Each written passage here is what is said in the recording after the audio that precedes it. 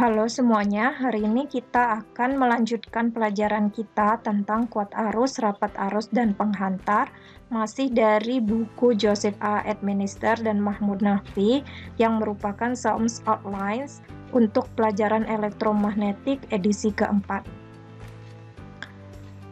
Jadi langsung saja kita lihat apa yang harus kita pelajari. Kita kembali mengingat tentang pelajaran yang lalu mengenai konduktivitas. Jadi sekarang kita akan melihat bagaimana contoh yang bakal mungkin muncul di persoalan mengenai konduktivitas tersebut. Di sini ada soalan yang ditanya adalah konduktivitas dari germanium intristik pada suhu ruangan. Nah, germanium ini adalah salah satu semikonduktor, sehingga yang perlu kita ingat berdasarkan pelajaran yang kemarin itu rumusan konduktivitas untuk semikonduktor.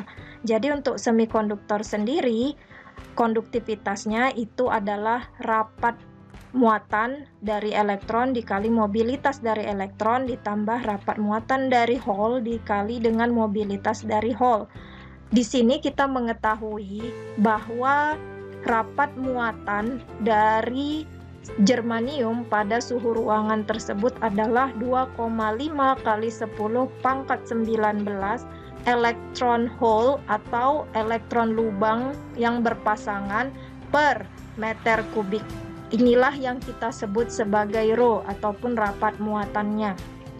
Sedangkan untuk mobilitas elektronnya juga sudah diketahui, mobilitas hole-nya juga sudah diketahui. Oleh karena itu, maka langsung saja kita melakukan perhitungan. Konduktivitas itu adalah rapat muatan dikali mobilitas masing-masing pembawa muatan, yaitu elektron ditambah dengan hole.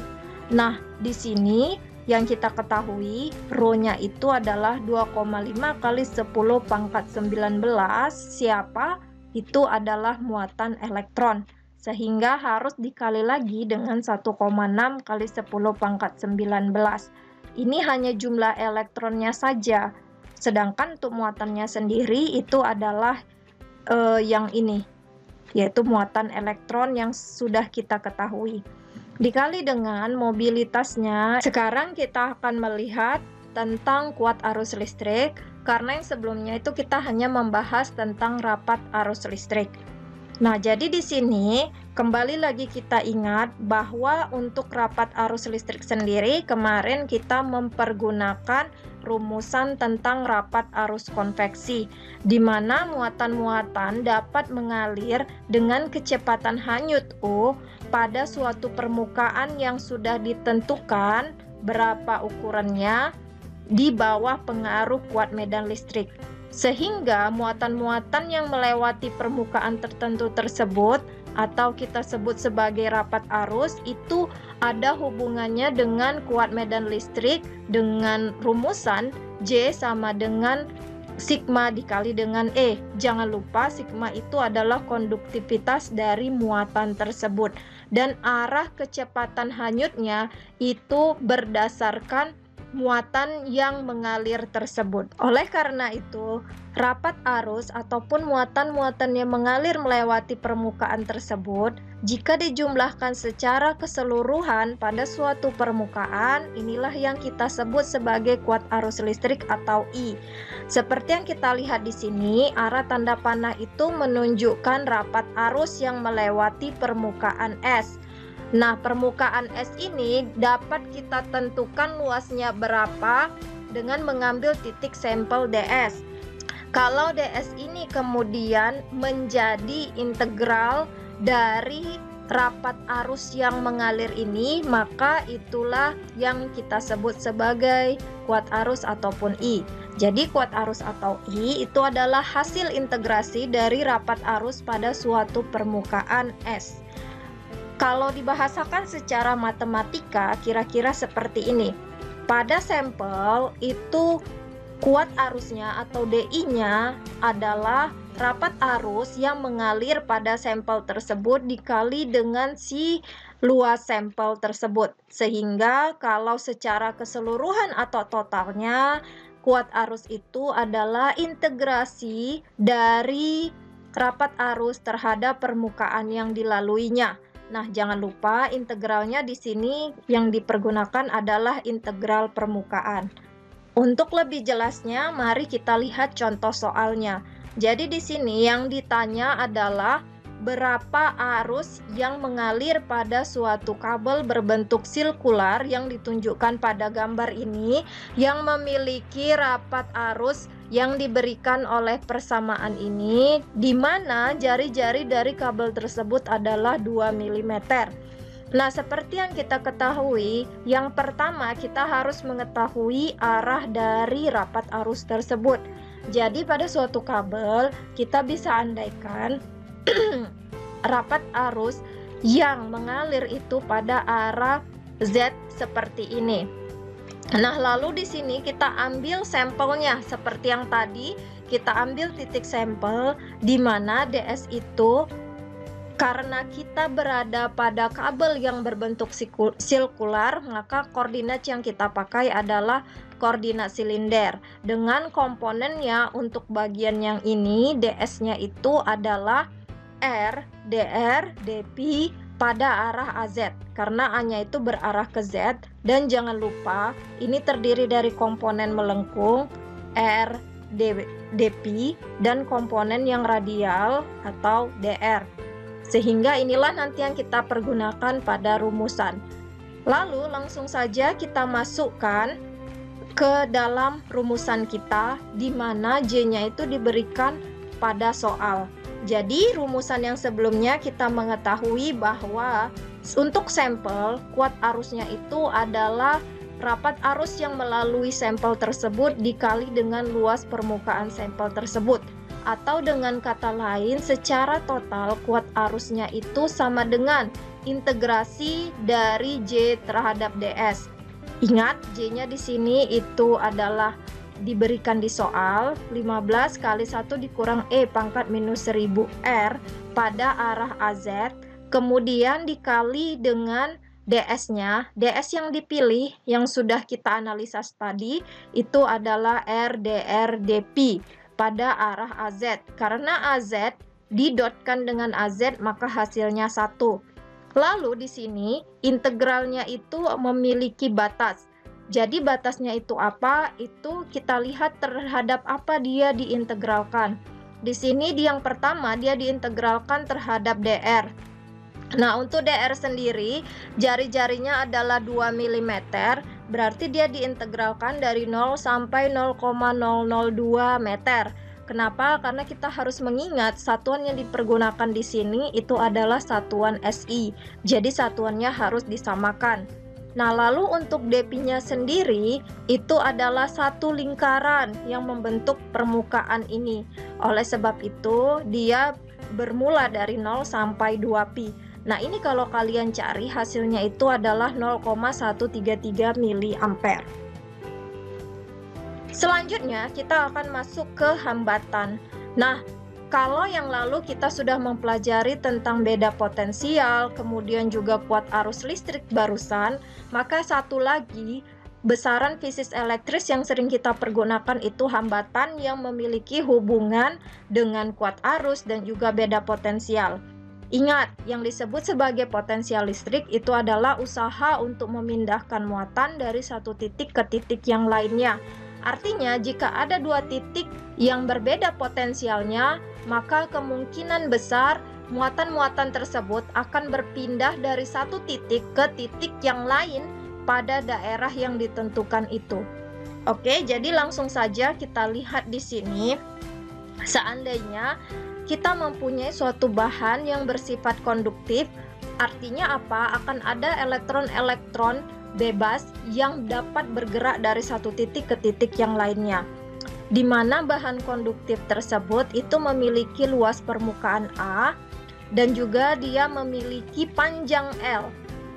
Kita di sini mendefinisikan luas dan panjangnya karena itu berhubungan dengan hambatan yang bakal dihasilkan, di mana pada bahan tersebut itu kita beri beda potensial antara dua titik, Jadi ini ada titik pertama, ini ada titik kedua, dihubungkan dan potensialnya itu berbeda dari satu titik ke titik lainnya, sehingga mengakibatkan adanya muatan-muatan yang bergerak pada suatu kuat medan listrik sepanjang L. Lalu kita mengingat kembali hubungan antara kuat medan listrik dengan si beda potensial atau potensial listrik.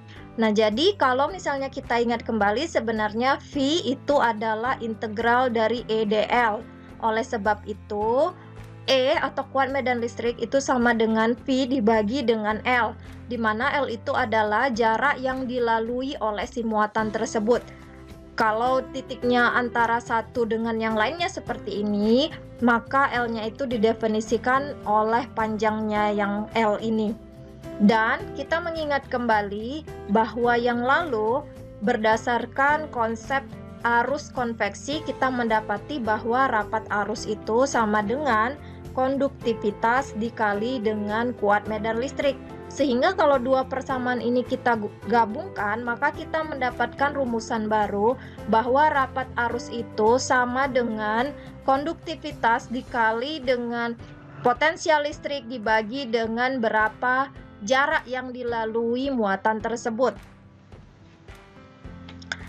Berdasarkan apa yang barusan kita pelajari, bahwa kuat arus itu adalah integrasi dari rapat arus, maka kuat arus listrik yang melewati A itu diberikan oleh persamaan ini. I sama dengan rapat arus dikali luas permukaan total, atau ini sama dengan sigma kali A kali V per L. Artinya, kuat arus itu adalah hasil perkalian antara konduktivitas, berapa luas permukaan dari bahan yang dilalui, potensial listriknya dibagi dengan panjang yang dilalui oleh muatan tersebut. Seperti yang kita ketahui, ada hubungan antara beda potensial dan kuat arus listrik yang diberikan pada hukum Ohm. Nah, di sini itu akan ada hubungannya dengan hambatan. Jadi, berdasarkan hukum Ohm, kita mengetahui bahwa potensial itu adalah hasil perkalian antara kuat arus dengan hambatannya. Artinya, ketika suatu bahan konduktor diberi beda potensial, arus yang mengalir itu akan terhambat sesuai dengan bahannya itu apa. Berbeda bahan, dia akan menghasilkan nilai yang berbeda juga, sehingga diperoleh hasil eksperimen hubungan ini. Nah, jadi berdasarkan hubungan itu, kita bisa mengambil kesimpulan yang disebut sebagai hambatan itu adalah panjang dari bahan yang bakal dilalui oleh muatan dibagi dengan konduktivitasnya dikali dengan luas permukaan yang dilalui oleh hambatan tersebut. Ini diambil dari hubungan antara hukum Ohm yang ini dengan definisi dari kuat arus yang sudah kita peroleh sebelumnya atau bagian yang ini. Jadi di sini hambatan itu kan satuannya adalah Siemens pangkat minus 1 atau kebalikan dari Siemens atau yang disebut sebagai Ohm. Nah, jadi sebenarnya dulu Siemens itu juga disebut sebagai mho. Kebalikannya makanya disebut sebagai Ohm. Beberapa hubungan lain antara si hambatan dengan potensial listrik juga dengan rapat arus diberikan oleh beberapa persamaan berdasarkan hubungan yang kita peroleh sebelumnya. Jadi ingat bahwa berdasarkan hukum Ohm yang ini, itu hambatan adalah tegangan dibagi dengan kuat arus. Sedangkan kuat arus sendiri itu adalah integrasi dari rapat arus pada suatu permukaan. Kalau kita mencari hubungan antara rapat arus dengan kuat medan listrik, maka kita akan mendapatkan hubungan yang ini. Atau kalau misalnya kita menghubungkan bahwa beda potensial adalah integrasi dari kuat medan listrik terhadap suatu jarak, maka kita akan mendapatkan rumusan yang berikutnya. Untuk lebih jelasnya, sekarang kita melihat bagaimana contoh soalnya.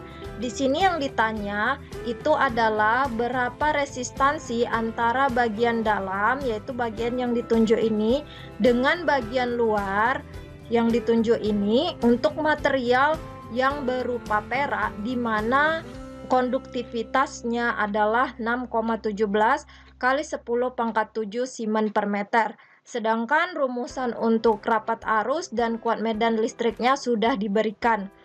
Di sini kita melihat apa yang diketahui terlebih dahulu.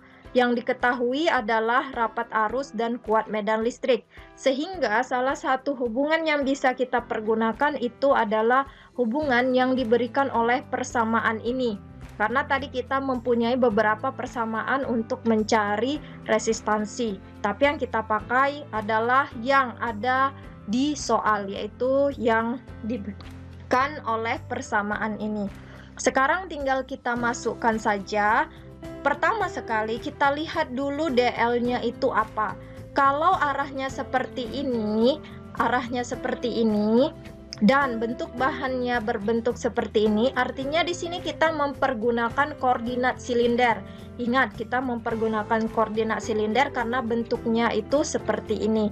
Jadi arah dari muatan yang bergerak itu adalah radial seperti yang ditunjukkan oleh rapat arus di sini. Oleh sebab itu, DL-nya itu adalah DR pada arah radial, di mana nanti batas bawahnya adalah 0,2 meter dan batas atasnya adalah 3 meter. Karena kita ingin menghitung dari 0,2 sampai 3 meter.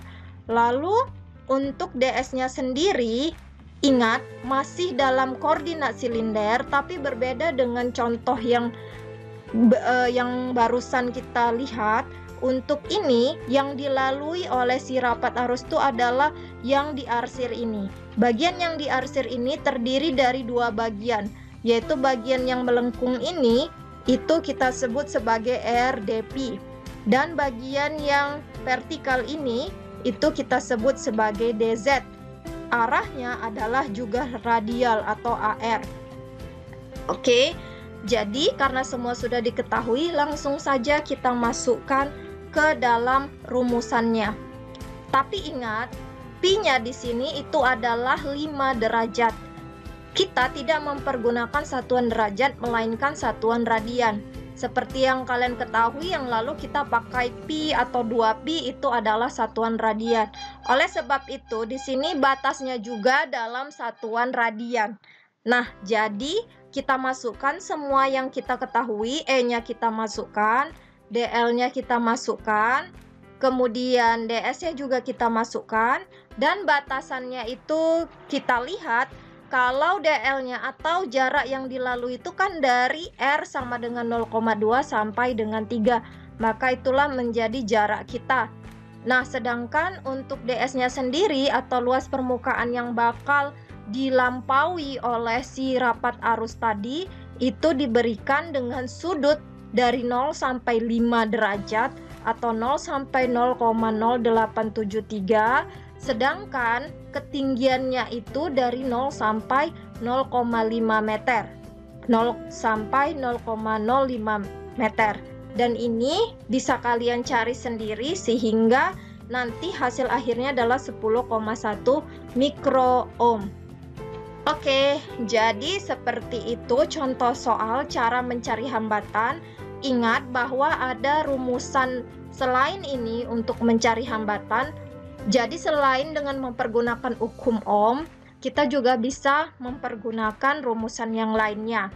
Apalagi ketika kita mengetahui kuat medan listrik di tempat tersebut dan bagaimana bentuk dari bahan yang bakal dicari hambatannya. Karena itu juga sangat penting. Bentuk bahan, kemudian jenis bahannya apa, itu mempengaruhi sekali besar dari hambatan suatu benda.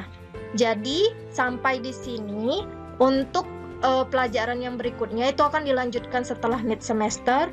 Ujian kita itu akan dari bab 1 sampai yang hari ini kita pelajari. Dan jangan lupa kalian harus mempelajari contoh-contoh soal untuk bab ini itu dari halaman 122. Nah, mungkin saja dari contoh soal itu bakal masuk ke ujian yang akan dilakukan secara online ataupun dari soal-soal yang ada di buku tersebut. Silahkan kalian kerjakan. Jadi sampai di sini, sampai ketemu pada pertemuan berikutnya.